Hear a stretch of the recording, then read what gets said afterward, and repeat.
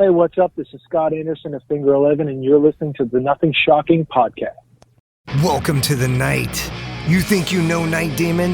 Then the Night Demon Heavy Metal Podcast is for you. Step into the darkness as we peel back the curtain to give you an unprecedented, all-access look into the mind and the heart of the demon. We're talking band history, song analysis, studio anecdotes, stories from the road. It's everything a diehard Night Demon fan could want and more. This is the only place to learn the inside scoop, the deep dive trivia, the untold tales from the band members themselves and those closest to the Night Demon story. Need more?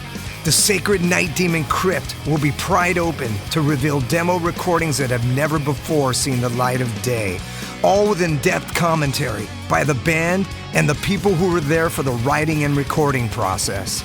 This is a gold mine, a treasure trove of all things Night Demon. Head over to nightdemon.net or wherever you listen to podcasts.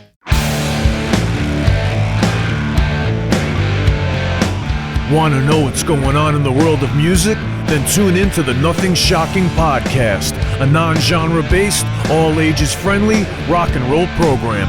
Join us weekly for interviews with all your favorite rock stars from the mainstream to the underground. You can find us at nothingshocking.libsyn.com or anywhere you download podcasts.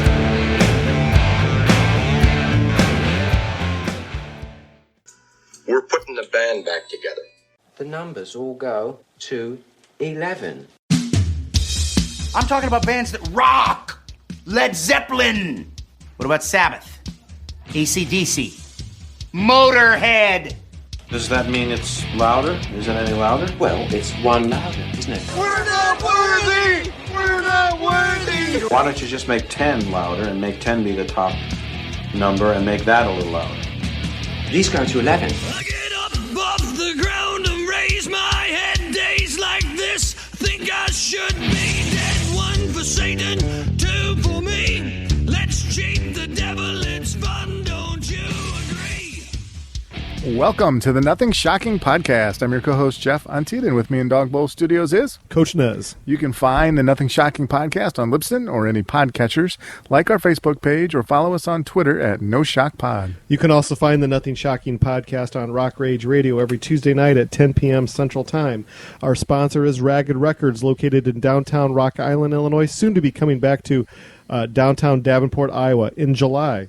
We'd like to thank the Hong Kong Sleepover for allowing us to use their music for our intro and bumper ending. Tonight's guest is Scott Anderson of Finger 11. Yeah, he's promoting Finger 11's new album that should be out this fall, I believe it is. Also, it's the 20th anniversary of the Greyest of Blue Skies album by Finger 11. Yeah, and they're hoping to tour this fall also. Yeah, so lots of good things coming for Finger 11 fans. Exactly, yeah, really excited. So let's get to this interview. All right, good night. Good night.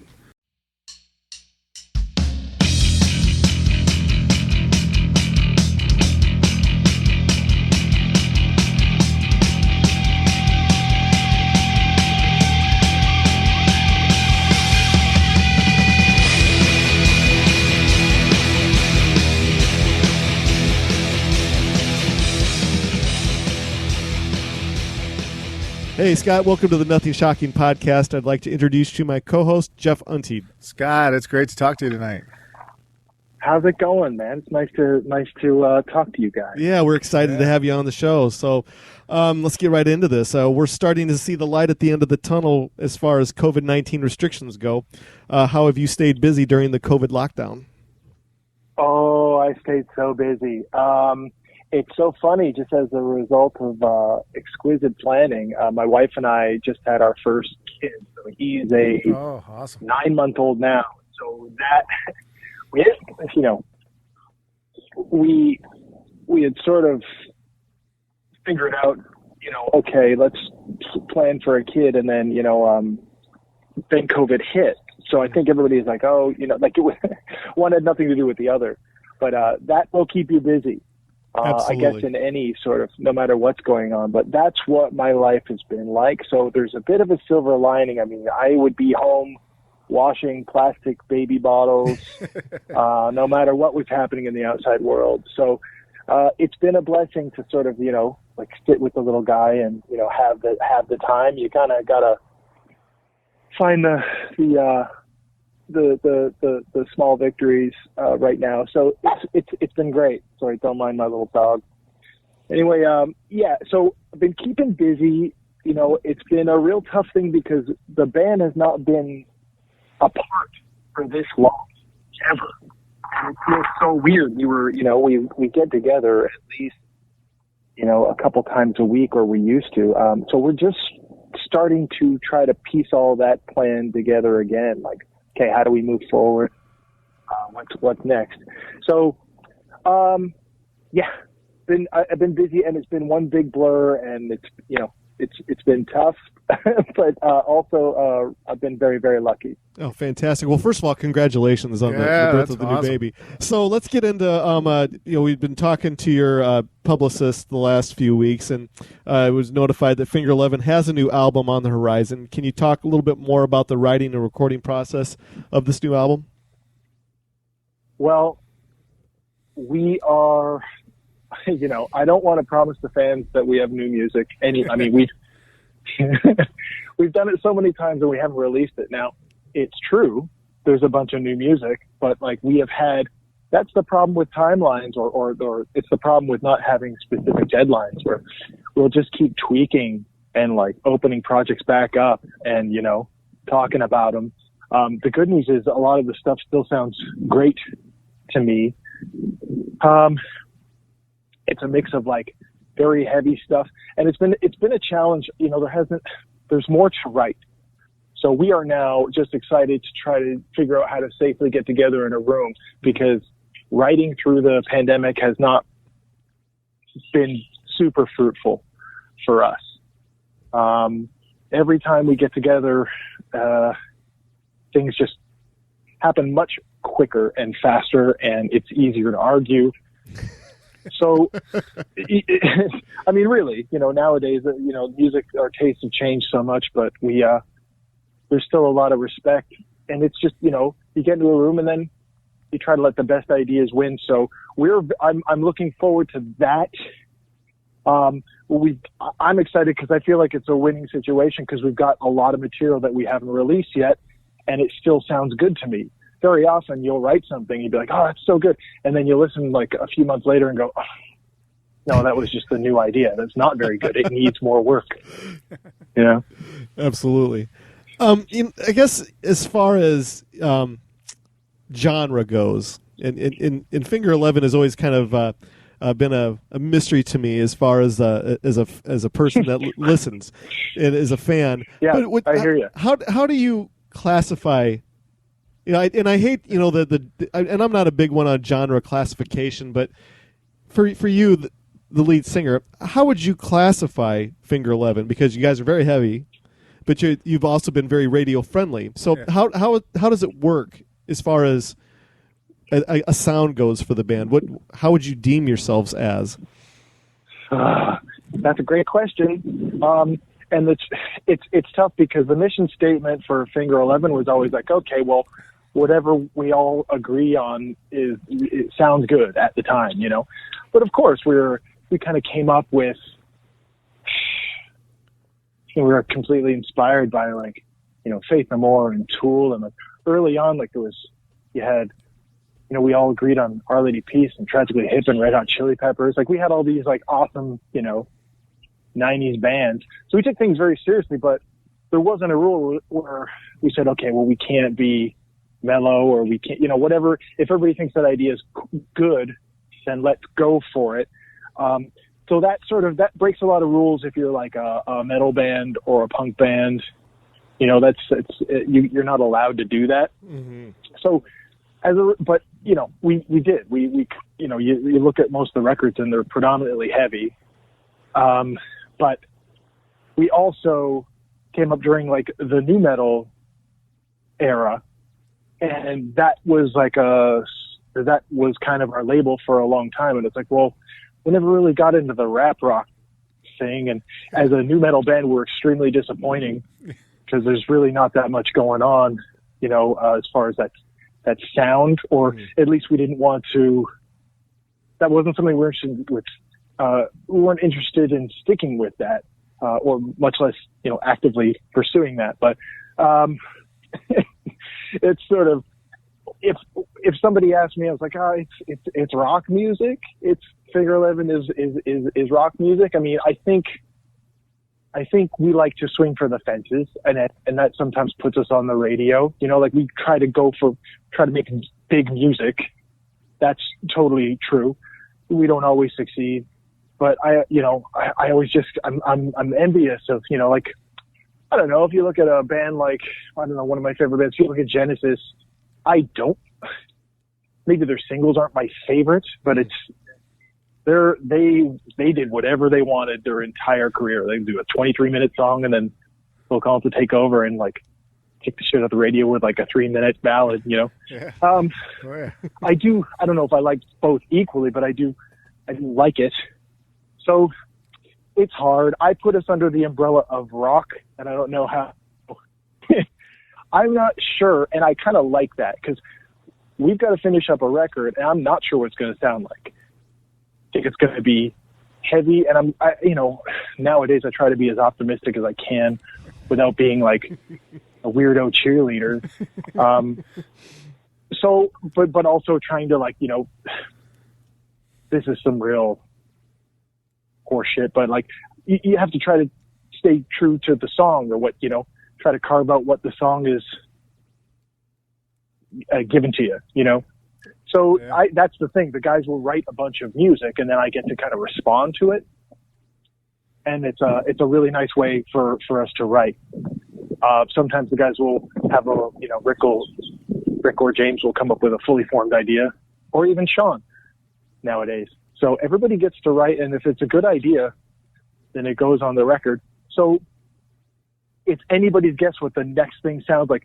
So far, there's some really heavy stuff, and then there is a couple of really, there's some decent ballads, which I really like. You know, it's I like that stuff. And there's, if you're asking for Finger 11 to be, you know, one specific genre, we can't do it. We've never been able to do it, but that's kind of the way things are. You know, when we if we play a live show, we try to construct a bit of a, you know, peaks and valleys, trying to make it make sense. But yeah, the tempos are going to be crazy. The tones will be, you know, some will be angry, some will be kind of mellow.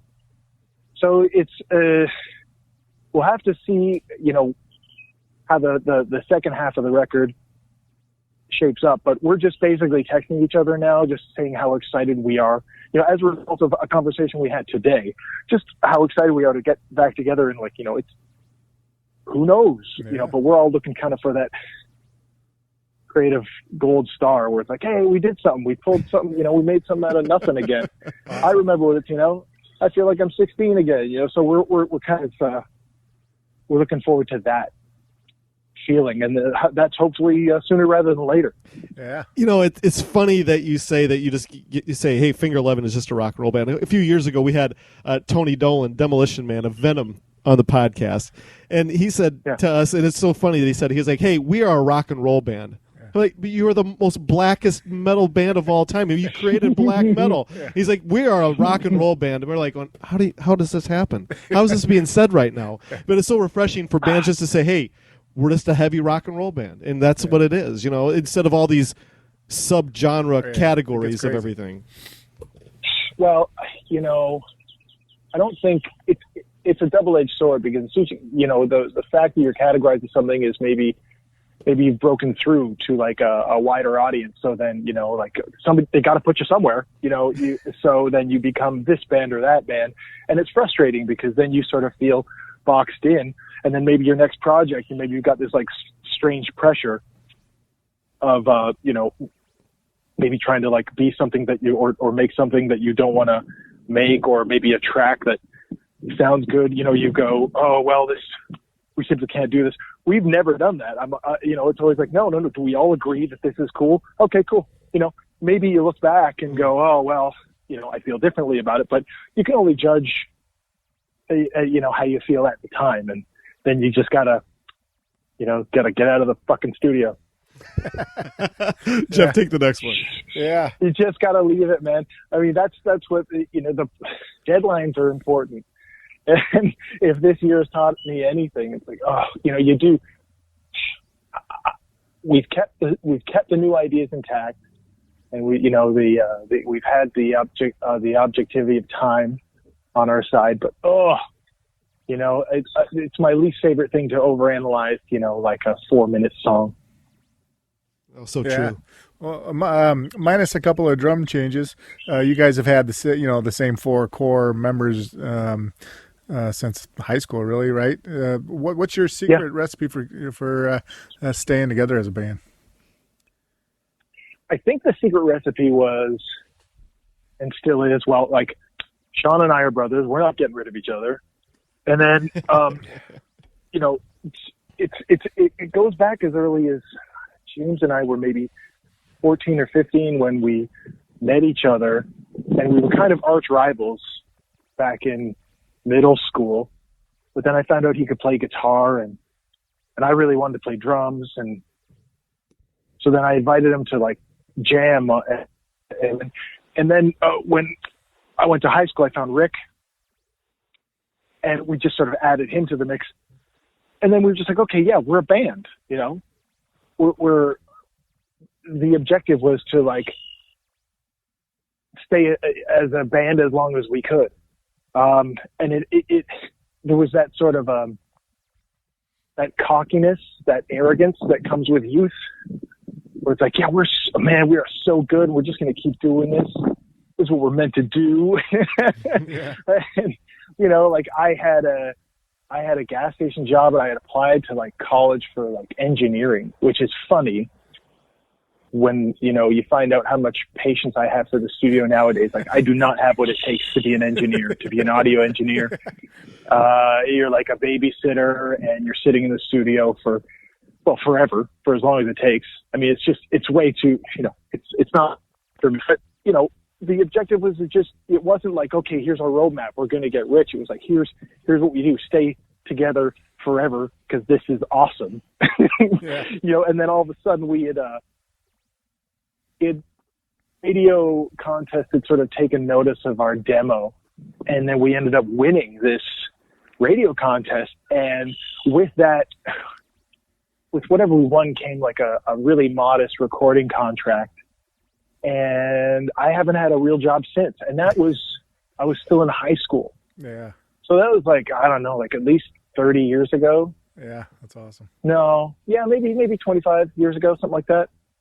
So it's, I guess if you're basically gonna, it depends on what your intentions are. I'd say that's what our success is. We just intended to be a band and make music, and then whatever, look, we've done everything. We've had hits, but we've always tried to put out records that we liked at the time to the best of our ability. That's it. So, we've had labels fawn over us. We've had labels drop us like a bad habit. So you just have to kind of go, all right, well, is the fundamental band intact? Good. Well, then we can weather any other storm that comes our way. Oh, so cool. So that's the secret. That's the secret. Well, I kind of want to change gears on you a little bit and talk about album sales. With album sales being what they are, how does the band, when it comes to new product and new albums, how do you guys package yourselves as far as, so that the fan is still attracted to purchasing that tangible product? Well, that's a great question, and if you have a good idea, I'm willing to listen. We have to make a project. We have to make something to sell first. But I think my job sort of is to. I'm not sure. I don't know how to.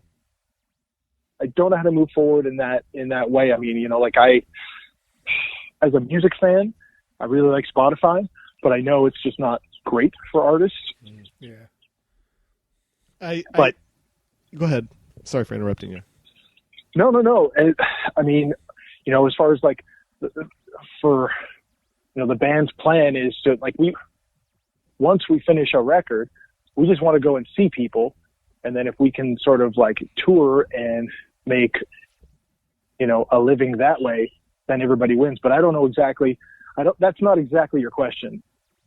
Well, here, and this is my thought. I don't know if Jeff feels the same way as I do, is that, the tangible product has gone by the wayside, obviously, because, obviously the internet has been the biggest contributor to that. But that being said, don't you feel like losing MTV as what MTV was is a big contributing factor of not having the tangible product be such a lucrative thing any longer? Yeah, I guess so. I mean, I pine for the old days. I mean, I pine for the, taking the bus downtown and going to the record store and then trying to figure out which $26 album to buy. And then, trying to pretend that it was worth it. And then listening to it until I loved it, that kind of thing. Yeah. So I don't know. There's it's such a golden age of just like, okay, I have the entire library of like recorded music on my phone now, streaming instantly. Yeah. I just don't know if it's like there's I'm not sure how to make it more fair to musicians who actually make the music, but it should be. Like more powerful fellows than I have tried to sort of make things a little more balanced and in the favor of the artist. And I guess we're kind of making a bit of progress as far as like, royalties and credit go, but no, I don't.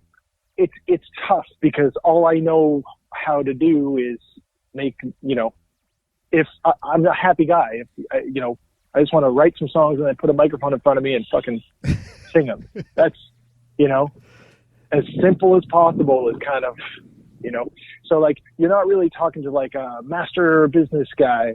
But I'm sure you've figured that out by now. Well, I was going to interject with you for a minute here when you were talking about that. We had interviewed Dweezil Zappa a couple months ago, and he had kickstarting a new project up called rewardmusic.com, and that was one of those kind of projects where it was attracting bands and artists to get on Reward Music, and they're able. Jeff, Jeff, you explain like it. a subscription based, where you put your stuff on there, and then fans come in and pay a certain subscription price, and for each level, then you get more content, kind of thing, and more royalty, right? For your band. And you can also sell tangible product on there, and it's also like a how was it? It was like it had like the same quantity like as crowdfunding and stuff like that. Have you checked that out yet? I haven't checked that out. I mean, the other problem is that it's, like, that sounds great, but as soon as I hear like another subscription-based product, like I am subscriptioned out. Yeah, no, I get it. I hear you. It's so tough, man. It's so tough. Like and also, okay, there's. The horses left the barn where it's like, well, yeah, but Spotify and, like, fuck. Like, I love my music and I want to, I mean, look, every time I go to a show, if I don't get, at least a couple t-shirts, like that's the best way you can support a band when they come through your town. Yes. Obviously that goes directly to them. So that's, that's kind of number one. But, yeah, I hope that works, but I also feel like, man, okay, so then I got to put that on top of another subscription. Fuck. Yeah. So I'm just getting a headache thinking about it. And I mean, yeah, I do like crowdfunding things, but I tend to, for some reason, there's a different mindset as far as like value proposition when it comes to music. And so, like, if you could, because I respect, like, it's neat when you're like, oh, okay, I can get a vinyl copy of, this artist's new record. It's like, I grew up with vinyl. I had to buy so many fucking copies of my favorite records on vinyl. They would wear out. I don't have a lot of romanticism attached to that. It's something that the band argues about all the time as well. Vinyl versus everything else. Yeah, sure. And it's like, no, man, you forget where it's like, I want to listen to, a playlist longer than 23 minutes and then having to flip it over. It's a tough sell nowadays. So I'm not sure. So in summary, I got fuck all answers for you, and I don't know how to make things better, but I'm a little too stingy to add another subscription service for my own industry. Yeah, completely understand that. No, I understand. Yeah. Jeff, go ahead and take the next one. I was going to ask you about the video for the song Talking to the Walls. It's off of the Finger 11, Them Versus You Versus Me album. And in that video, I believe you have like the top 50 fans or something like that recording it put into the video and from different camera angles. It was really cool. Can you talk a little bit about that process? Well, you see, when it comes to videos and like most of our artwork, that all comes from the mind of James Black. And I think that concept of Talking to the Walls was all James. Nice. Like, this is, take it for what you will, but I think we were pretty busy, and we were pretty, like, that was a period where I think Paralyzer was kind of taken off. Yeah. And I just remember being very exhausted and then being like, okay, what? Like, where's the video shoot? Okay. All right, I'll show up. Where do I need to? Okay, I'll sing it. I'll sing this thing here. Like I was so hands off, and it's easy to be hands off like that when your buddy who is in the band is calling the shots. Mm-hmm. You know what I mean? Mm-hmm. So I'd love to take any credit for it, but I simply can't. It's neat. Like James is his visual ideas are as strong as his musical ideas a lot of the time. He doesn't really shut off. So we use him all the time for to make the band cooler. Yeah, so cool. As far as I'll wait for your dog to quit barking on that one. Oh, we're gonna be waiting forever. Yeah. Guys. We're used to it. Yeah, I have 3 dogs around here they're always barking right during the middle of the interview. I mean that's podcast nowadays. Everybody's doing it from home, right? Yeah, exactly. I apologize. No, it's okay. Absolutely. As far as a touring schedule goes for the rest of this season or this year, what do you have in store? Fall season? Are there going to be any touring going on for Finger 11? Or are you guys just going to wait it out till 2022? How's it going to work out for you guys? Well, we're talking about that right now, and I think we have to put music as a priority first. But that said, I mean, we all just can't wait to do our fucking trick. You know what I mean? Mm. It's like, I can't wait to, I truly have forgotten how special it is to play music, and to see it like on either side. I really just can't wait. I just keep thinking about like the last couple of concerts I saw, and I just want to be a part of it again. Yeah. And, so it's tough. I know what needs to be done first, and I want to be as safe, as I can. And I think I speak for the rest of the band. So it's tough to know exactly what that looks like for a schedule. So like, I want to say we're going to go out as soon as possible, but doesn't sound responsible to me. I think we're almost out of it. There is light at the end of the tunnel, but we have work to do, and we want to do the right thing. Yeah. So I hope sooner rather than later, but I just don't know, buddy. That's kind of a subjective answer. Well, the reason Finger 11 takes so long to do anything is because it's such a democratic process. So like, I can't definitively say because we all haven't decided yet. We got to have about 5 more conference calls before we figure out what's happening next week. Yeah. I mean, that's the reason we're still together, but that's also the reason you haven't heard any fucking music for years now. It's, we're everybody gets to have a say, but unfortunately that just, prolongs everything. But at the end of it, everybody kind of walks away from every album as happy as possible. Sure. So yeah, I think new music is the way forward, even though I just like to go out and like see everybody again sooner rather than later. Pre-COVID, what was the band's touring preference? Was it, getting on a bus and traveling around, or was it the weekend flyout dates, festival touring? How did it? Like like the Rolling Stones kind of schedule? Yeah. Yeah. Those are kind of fun, but there's too many. The weekend gigs are tougher because you fly, right? It sounds good on paper, but you'll fly somewhere, then you'll have to get into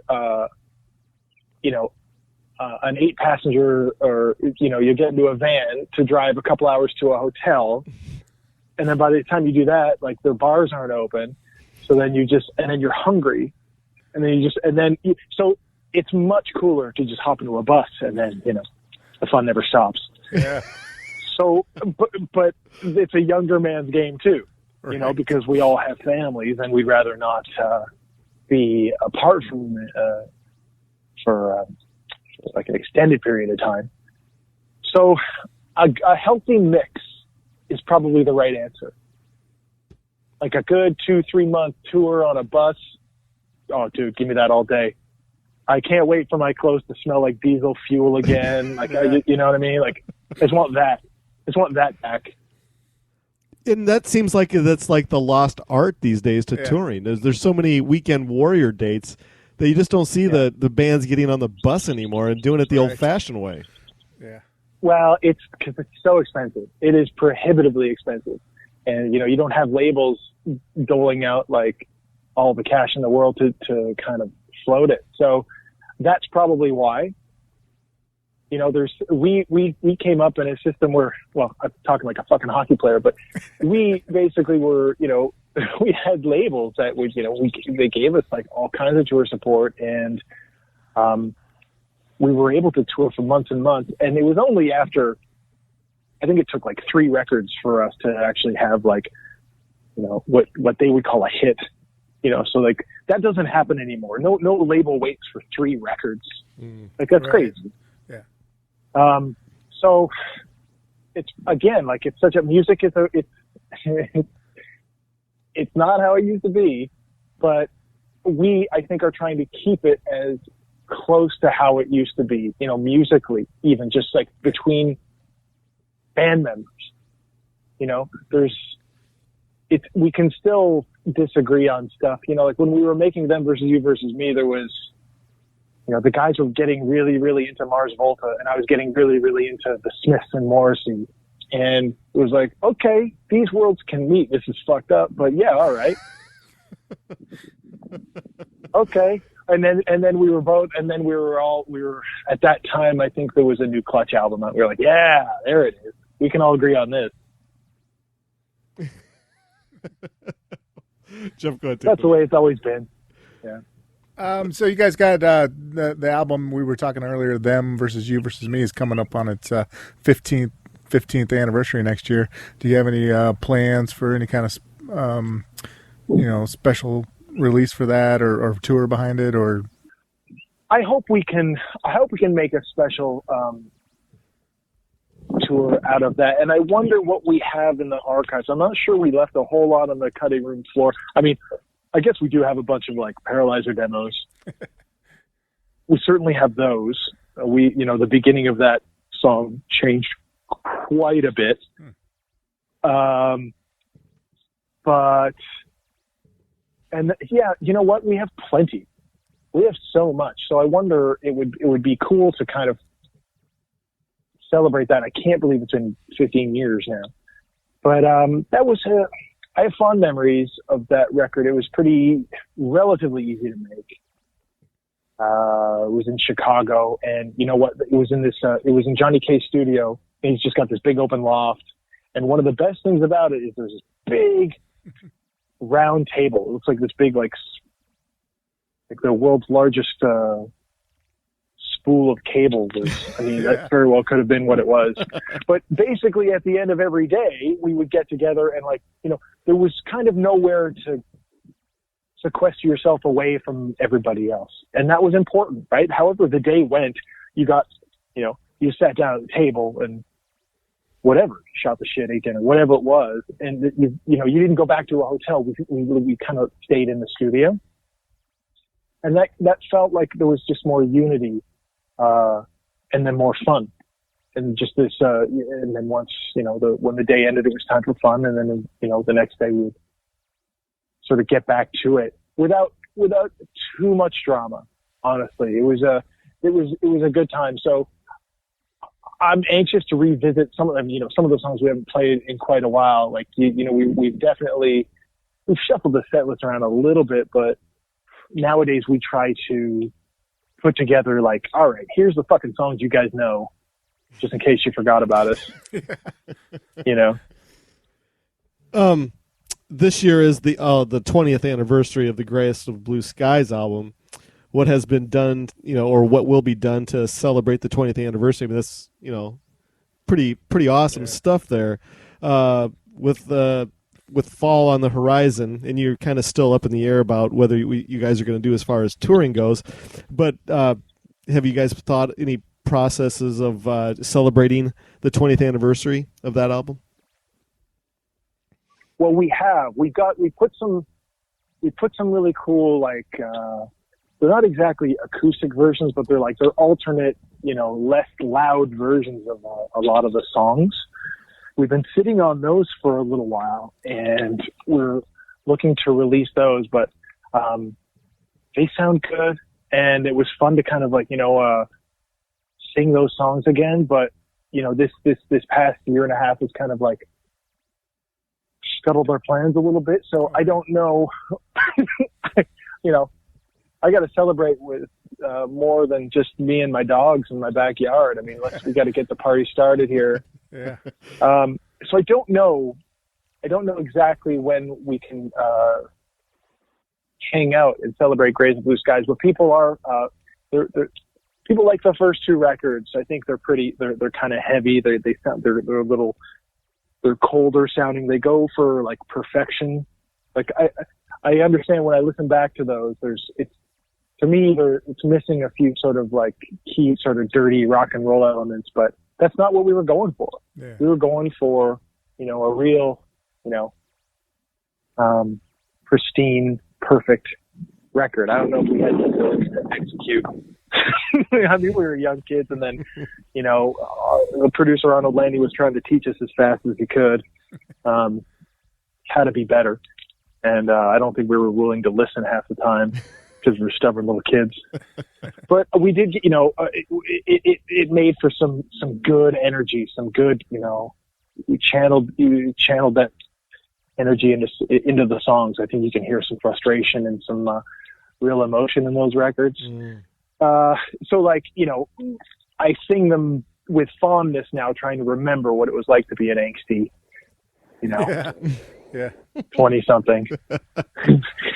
You know, it's like, I can't pretend that I'm that angry anymore. I mean, I'm not, so I don't want to pull the wool over everyone's eyes, but it would still be fun to get in a room full of, you know, fans of that era and just celebrate it, you know, because it is, I don't want to take it for granted. It's really nice when people remember those, you know, those albums. If it's special to you, you know, that's man, that makes the band feel awesome. Yeah, absolutely. Jeff, you got one more? Yeah, I was just going to ask, when you first started your first album, you guys were under a different name, but your sound was different too.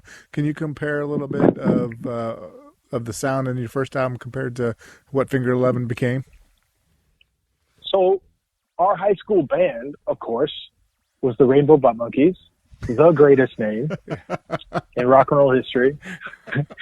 I mean, you know, we thought it was funny. Yeah.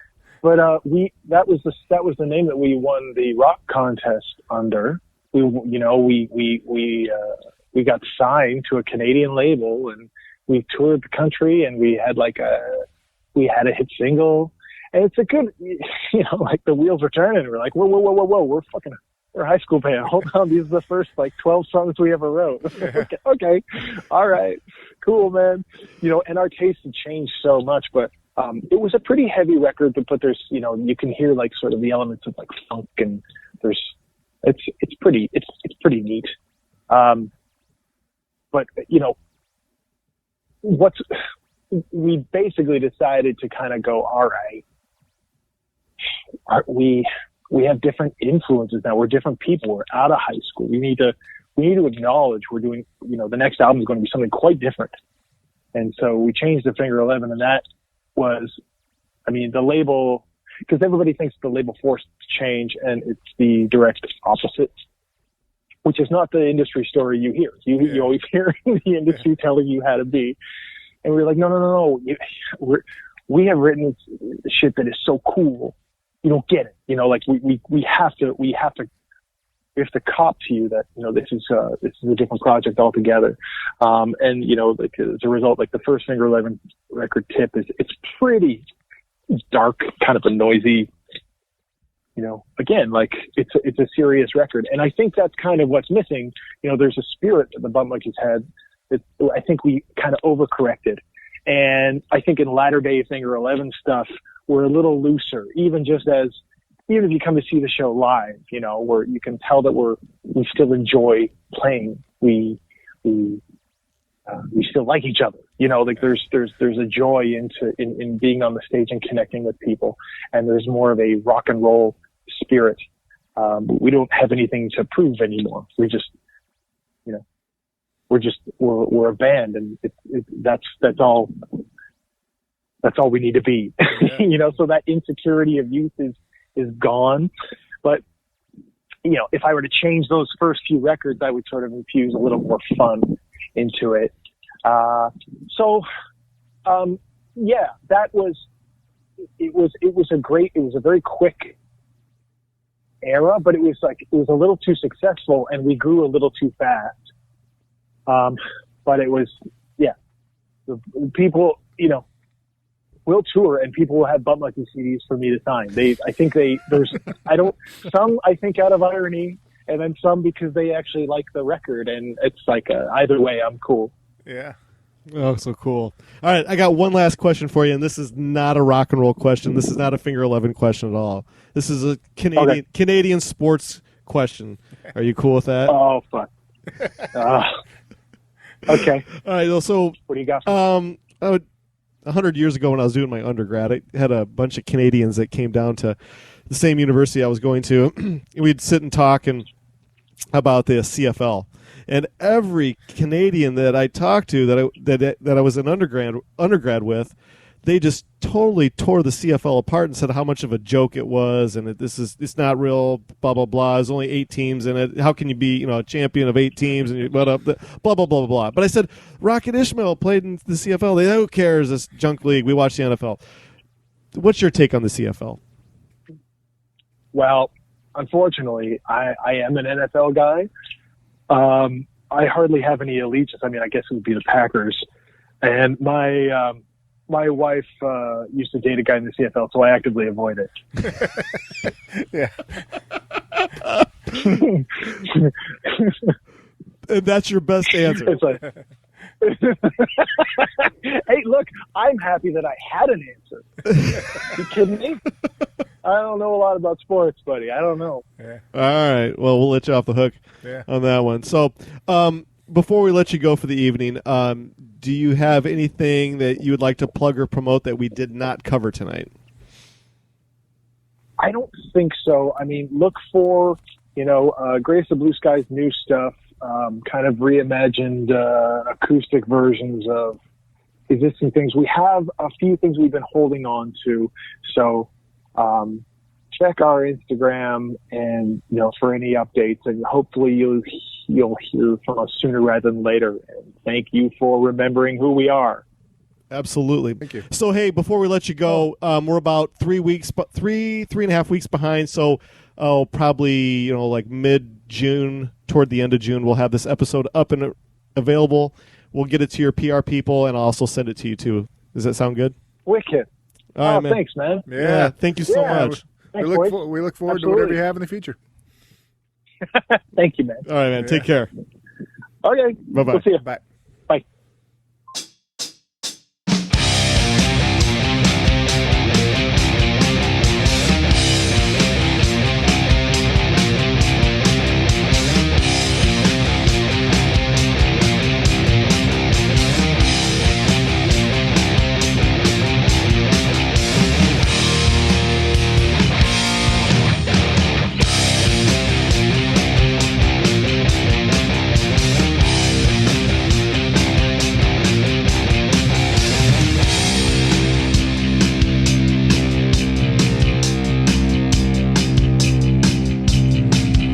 Everybody hides at home inside their nest of snakes. Everybody grinds the stone and makes their own mistakes. Hide in the headlights, fight the grip of fear. You can make your dreams come true, but you just can't do it here.